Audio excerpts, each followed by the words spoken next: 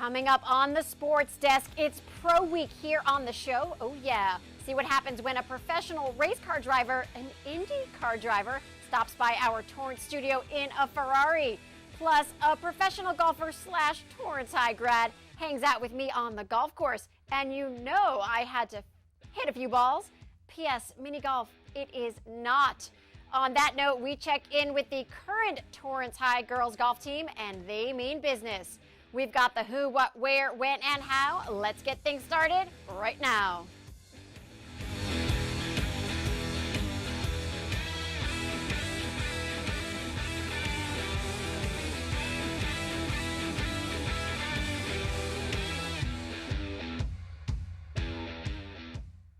Hey guys, welcome to the Sports Desk, your one source for all things Torrance sports. I am your host, Lesley Robins. For the next half hour or so, sit back and kick back as we give you a gateway to the brightest sports stars and hottest sports spots in Torrance. Before we get to the good stuff, we want to hear from you. Here are the social media stats. I'm at Lesley Mia. The show is at the Sports Desk TV. Find us, tag us, follow me. Our program is also on Facebook. We've got email. All the details are right there on the screen. Tell us what's going on and what we need to know, because when it comes down to it, this show is all about you. Now let's get you in the know with some numbers. Now, before I get to the segment where an IndyCar driver and I drive down Torrance Boulevard in a Ferrari, I have some softball numbers for you because this sport is on fire. Avery Weisbrook's two-run triple led South Torrance softball to a non-league win over Los Alamitos 4-2. The Spartans lost their next one at Pacifica 4-0, but South is still money at 16-6 overall, 6-0 in league. And at Elko, when their softball team recently secured their 10th straight win, it was a big deal. They dominated Compton College with an 11-1 South Coast Conference South Division victory at ECC. Then the Warriors had games scheduled for every day after that, including a doubleheader because games had been previously rained out and rescheduled. No matter, they kept on winning. Their 11th game at East Los Angeles, 5-3, their 12th one at LA Harbor, 3-2, and then their 13th game at Orange Coast, 8-2. Then came the doubleheader. The Warriors won both games that day at Cypress College. First, Elko got a 10-2 victory in 5 innings over College of the Canyons. Then the number 8 Warriors upset the number 1 Cypress Chargers at their home field with a 6-3 victory. The Warriors are currently on a 15-game winning streak, their longest streak of the season. They are now 31-6 overall, 18-2 in conference play. Okay. Now it's time to enter the fast lane. Let's check out what happens when an IndyCar star shows up at this very studio with a very sweet ride. Yeah, we cruised up and down Torrance Boulevard like we own the place, all to help promote a big race that rolled through Southern California. What's up, guys? Joining me in the parking lot outside of our studio, IndyCar driver Mr. Ed Jones. Amazing to have you here in Torrance a few days before you get ready to race at the Grand Prix of Long Beach. Yeah, well, first of all, thanks for having me here. You know, it's great to be back in California and ready for the Long Beach Grand Prix, one of my best tracks to date. I won here in Indy Lights my rookie year. My rookie year of IndyCar, finished 6th and then 3rd on the podium last year. So we got quite a high standard to meet this weekend, but you know, it's always good when you have that pressure of some good results, and hopefully we can outperform that again. Now, you mentioned Indy Lights, 2016 champion. Yeah. That's a great title to have. Yeah, it was great for me. You know, before that I was racing in Europe. Unfortunately, I had an accident, broke my back in 2014.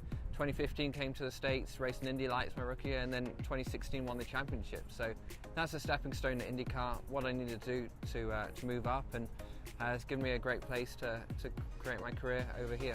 Now, how has IndyCar been treating you now that you're part of the club? You're not a rookie anymore. Not a rookie anymore.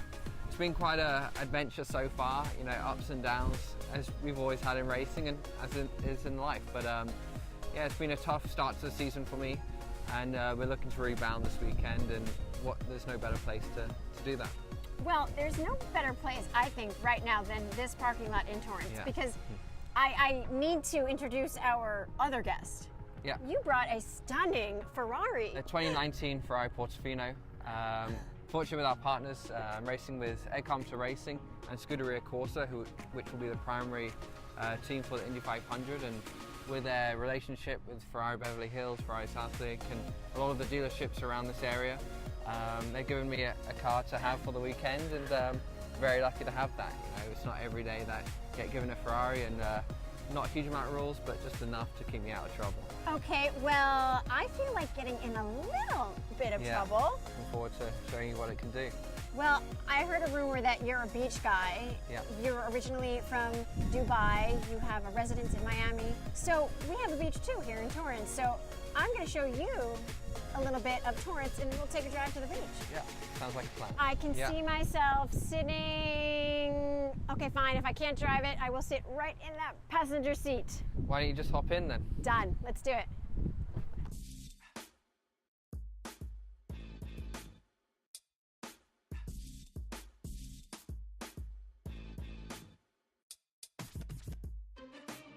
When you're driving a car like this, are people stopping for you and letting you go? Or they're like, no, screw that. No, I feel like, it depends what country you're in. In the US, people are quite,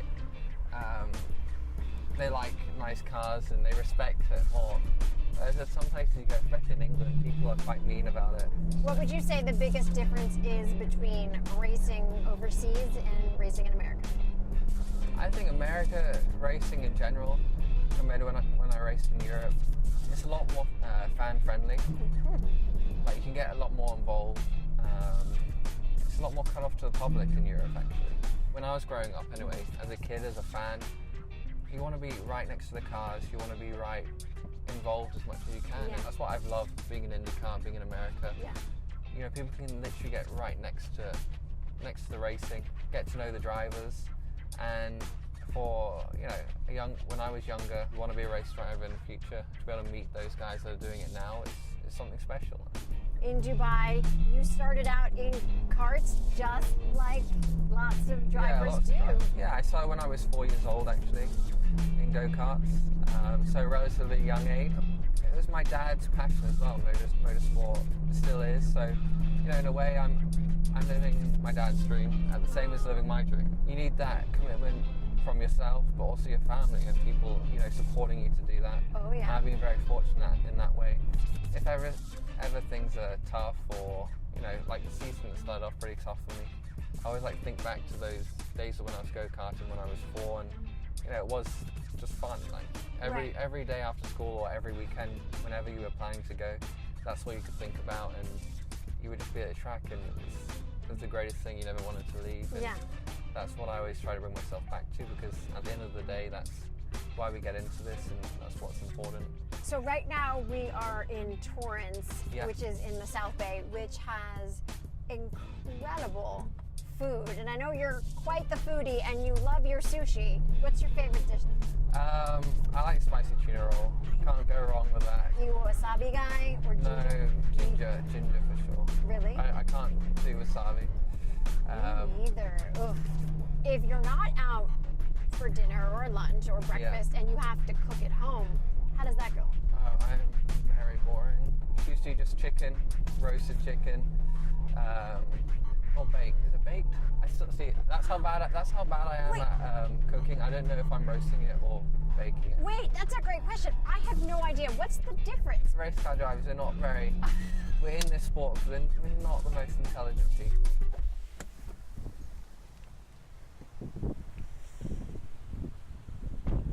Now you're racing in Long Beach. Yeah. But this is the Torrance Beach. Yeah, no, it's amazing. You know, it's a bit chilly today with the wind, right. But I think you definitely need a wetsuit to get in there. Okay, you've seen the beach. I have a Ferrari right here. I have you. Get in the car, friend. Let's go for a drive. Yeah. Come on. Get back in the car. Let's go.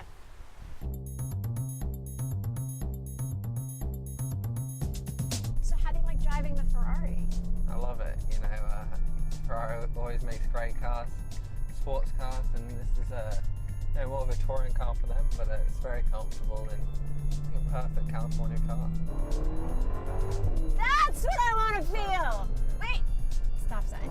I just felt the engine a little bit. Yeah. It's quite hard to do it around these roads. You know? I know. What can you do? Wait. Now, truth be told, I did a 2-seater with Mario Andretti, and I'll never do it again.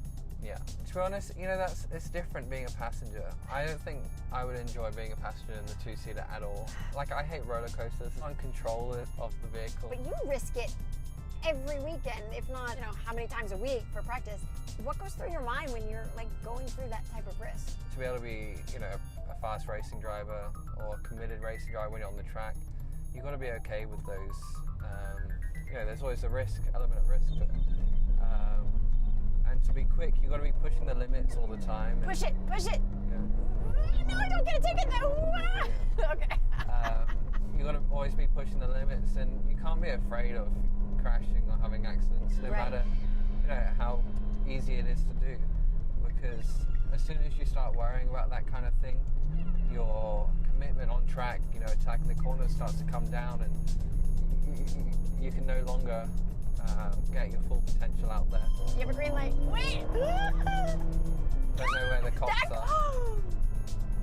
That Kia just tried to cut you off. It's fine, it's fine. I'm used to it. It's a lot worse on the racetracks. That was the kind of person that was like, yeah, a Ferrari, whatever. I actually feel more safe on the racetrack going 200 miles an hour or more with those guys than I do feel on like most highways, because at least everyone's like, you know, you trust them a bit more. What's the price tag of this automobile? I think the 2019 Portofino, I think it starts at around $205,000. 205. Yeah, $205,000, and it goes up with the different options you can get. So if you had to personalize your own car, which you're a Chevy driver, because you're sponsored by Chevy, you have a Chevy... I have a Chevy Tahoe. In Miami. How is your car customized for you? My car's got around 470 horsepower, and for a big car like that, it's pretty good. Extra, actually, I got the stronger brakes on it, the front brakes, because, you know, being a driver, you tend to lunge a bit at the lights. Okay, now. Woo! That is what I'm talking about. Make a right where that blue car is. That is what I'm talking about. I think you were a wonderful driver today. Didn't get any speeding tickets, so that's always a plus. Friend, that was awesome. How fast were we going? Not fast enough. How about you save it for Long Beach? Kick some butt this time. Yeah, no, it's good to get some street course practice, albeit not on the track, but we'll save it for this weekend. Do it. Yeah.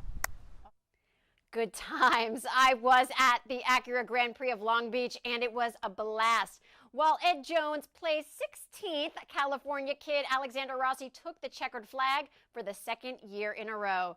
Okay, coming up on the Sports Desk, one-on-one with a golf pro / Torrance High grad. Spoiler alert, she is fabulous, and I did not beat her in golf. Stay tuned.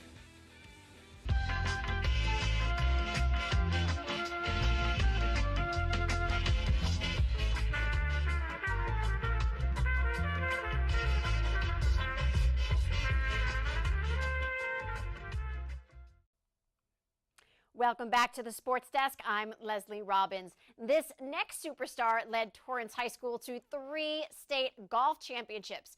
Fast forward to present day, and Debbie Runis is a professional golfer traveling the country playing the sport she loves. Her family still lives in Torrance, and I recently spent time with her during a quick break at home.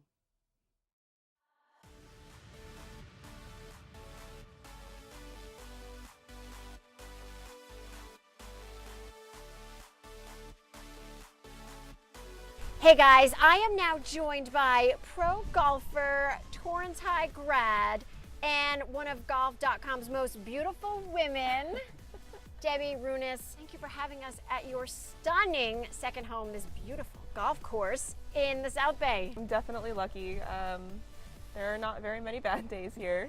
Even though it's a little windy today, I mean, the skies are super blue and it's awesome. And compared to where I was in Northern California last week, I will take this.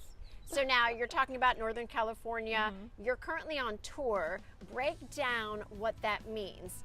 So the LPGA is obviously the top tier for women's professional golf, and just below that is what we call the Symetra Tour, which is I like to describe it as like the minor leagues of the LPGA. It's just like a place where you can play and build to get to the LPGA. We call it the road to the LPGA. Now, you've been on the road and gotten there before.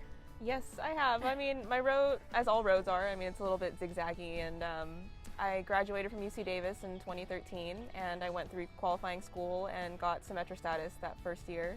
And at the end of that season, I was fortunate enough to finish top 10 on the money list, which then gives you an LPGA card for the following season.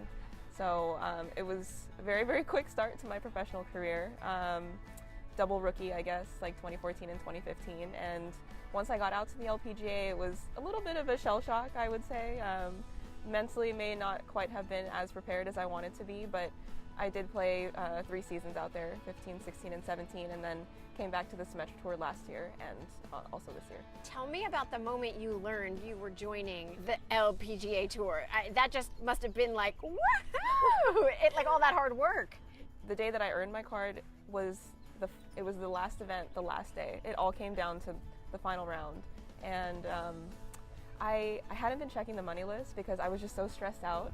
I was like, I can't do this. Like, let me just play golf and I'll just see what happens. And if I get my card, cool. And if not, then at least I know that I can go back to Q school and, you know, give myself another chance. And I shot one of the lowest round of my career so far, and was fortunate enough to finish number 9. So I went from 15th to 9th on the money list in one day. And I didn't even know until one of my friends came up to me afterwards and she's saying congrats. I was like, oh, thanks, you know, tied for first. I ended up finishing tied for first in the event. I was like, oh, thanks, you know, tied for first is pretty cool. Good momentum going into Q school. And she said, you don't know what just happened, do you? I said, no, what? And she's like, you just got your LPGA card. And I started crying. I was like, I need to call my mom. And it was just an amazing feeling because that's what you work for, you know. That was my dream in college, even when I was a little girl, and to finally accomplish it was just amazing. Now, you mentioned college. You were a star at UC Davis. You were also a rock star at Torrance High. Take me back to those days, the little girl that grew up in Torrance, wanting to play golf. You learned really, really young, and you kind of knew what you wanted to do. I was really lucky, I think, to have ended up at Torrance High. My parents, we weren't actually in the district initially, and then we moved because they knew that Torrance was a better school. And I did play golf, but that wasn't the center of what I was doing, but they just wanted me to go to a good school. 4 of the 6 girls that were on my high school team have gotten to the LPGA. So I was just around a lot of really great players, and it made me better. Like Angela Park, Jane Raw, Jenny Shin, who's still on tour, were just, you know, really great examples of what good golf is. Through that, I've earned a scholarship to Davis, and when I was there, my coach, I give her a lot of credit because she was just somebody who's really good at bringing out the best in her players. It was after my sophomore year of college where I was like, you know what, I think I could do this like as a career. You said the phrase good golf. I mean, you were playing good golf in high school. You helped lead your high school 3 championships, 1 runner-up spot. That was a bummer. You're like, oh, that one time we didn't get the championship. Yeah. You remember that moment more than the wins? You know, it's funny because that's just how the human brain works. But honestly, my freshman year, we won every match and every level of CIF that year, and it was just kind of crazy to think back on it, just how much success our team had. How do you handle the losses and the wins? Because your mental game has to be really strong. I guess after my 3 years on the LPGA and struggling and having to fall back, what I realized is that at the end of the day, everybody at that level is good. Like, everybody can drive the ball, everybody can chip, everybody can putt for the most part, but what separates the great ones from the ones who just kind of hang around, it's the way that you think. And after 3 years of doing the same stuff and not seeing the results that I wanted, I was like, you know what, I need to do something different. It's very easy when you're playing well to just continue riding the wave, but when life throws you curveballs, you need to be able to handle it. And I think my years on the LPGA were a curveball, but the way that I look at it is when I get back out there, I'm going to be a lot stronger for it. I was really lucky to start working with my current sports psychologist. We've had a lot of success together, and I am really grateful that I decided to work with her. You can have the skills and do the practice, but if you don't know how to apply it out when you're in competition, then you know, Yeah. what are you doing? Well, you say the word skills, and I may look like a golfer right now in my Nike golf outfit, but Yeah. I got this just for you because I have no skill. I have no game. Well, we can change that today. Everybody's got a little bit of game. And the start of it is always, if you look good, feel good, play good. Start there. First, we're going to go into the pro shop and check in, and we're going to grab a golf cart, head down to the range, hit a few shots, and then we'll head out on the golf course. I love it, and you'll show me what you know. Yes, I'll show Awesome. you everything I know. Let's do it. Okay. You driving or am I driving? I'll drive. You drive. Okay, good deal.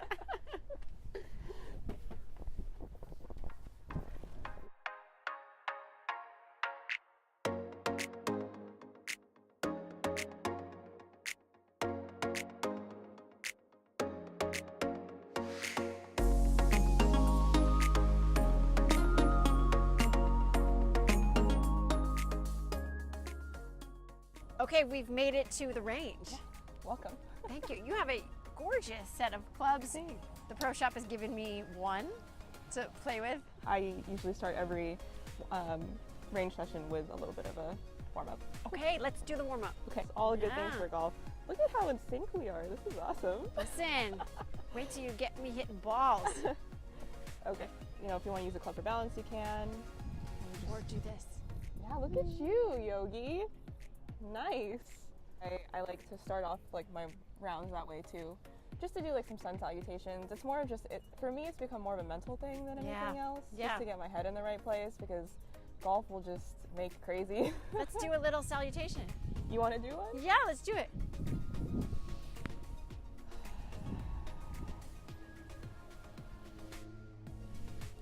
Woo! So step one is always like you want to start with foundation, and my coach always taught me it was grip.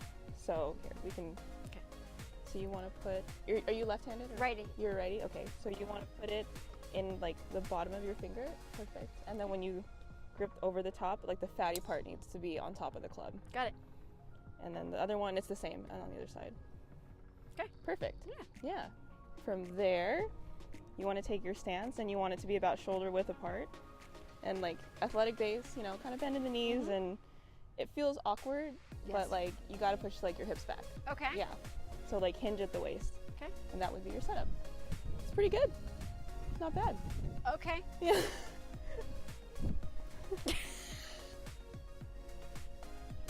Close. Ooh, closer. No. That was way better. It rolled the furthest it's rolled yet. Oh.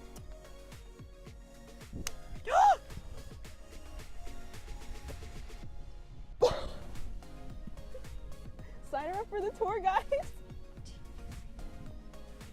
I just did that. Ladies Club champion in the making. This is so exciting.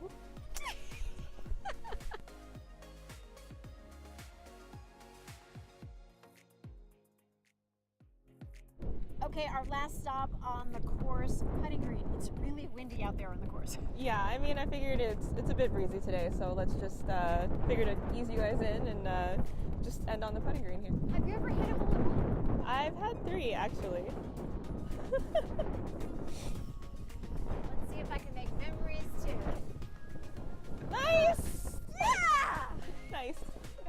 That's a high five. There we go. Demi is incredible. Her season actually begins in February and ends in October. And in that time, she is gone half of each month. As she told me, she has become very good at packing and unpacking. Okay, coming up, from a Torrance High grad turned golf pro to the current Torrance girls golf team, that's after the break. Alexa, how do you tell if asparagus is still good? If it's not moldy or slimy, it's okay to eat. Enable the new skill from Save the Food on your Amazon Alexa and help fight food waste. Welcome back to the Sports Desk. Lesley Robins here. Since I was spending time with Torrance High grad turned golf pro Demi Runis, I just had to check in with the current Torrance High girls golf team. And these girls have it going on. It's not even their season right now, yet they still came together for practice. I think after I joined the Torrance High golf team, I've improved so much by like 10 or 15 shots. Golf in general, you don't have to be good or bad, it doesn't matter. I think the people in golf in general is very caring and nice. I think it's a good environment to start a sport from there. So I started golf about a year ago after playing soccer for 11 years. So the first time I picked up a club, it was just kind of like I knew I wanted to play this sport for the rest of my life because it's something that you can never really get perfect at, and I like that because it's really challenging. I'm new at the game, so I'm learning from the girls on my team who've been playing for a long time, and they've really helped me improve, and I'm actually going to be playing in college this fall. I've met Jenny Shin, which actually came from Torrance High. I've met her in person, which is really inspiring, and I think I'd like to become a person like her. To think that professional golfers came from our background and where they lived and where we live right now, it's very inspiring how we can be just like them, and it's like anything is possible. It's very amazing that from our area there's so many good players. It does inspire me, but then worries me about how much competition there is. It's like harder chance of getting in or getting a scholarship. It's really cool because you can see your community start to become famous and stuff, and seeing that anyone like me can have the opportunity to go pro is really cool. I love using my brain, and this is really like a mind game, and so I like to think every single thing of the game. It's just so much fun. My whole life I've been around golf, and seeing people get together like during matches and stuff, I'm alone with 3 different people that I don't know, and being able to create friendships through it is what makes it even more enjoyable. This is a game that's been around my life for forever now. I've been playing since I was about 3, yeah. And there's points where I don't always love it, knowing that I get frustrated really easily, but deep down, I truly love this sport. Definitely join and play golf. It's really fun, it's frustrating, but you always hit that one shot in a round that keeps you coming back and wanting to get more.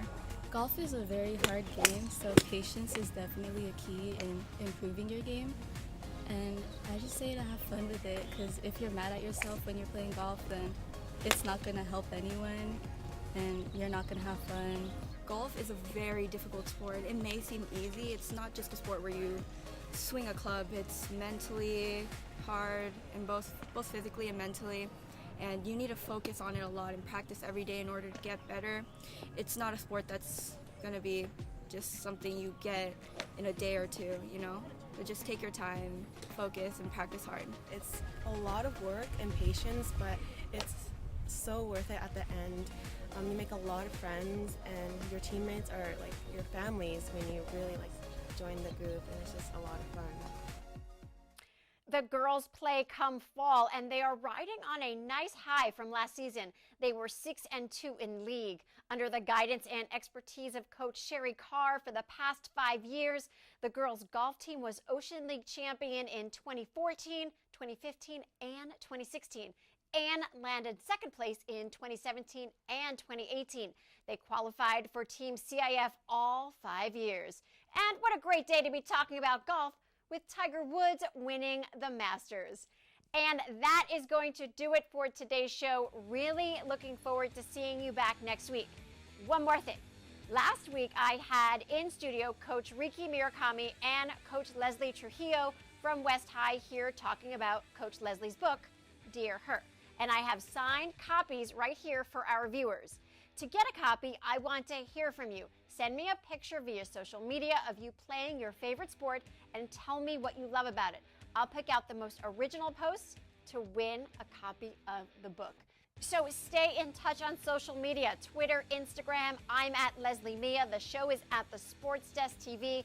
Tag us, find us on Facebook, send us an email. Keep in touch and take us behind your scenes. For everyone here at the Sports Desk, I'm Lesley Robins. Thanks for watching.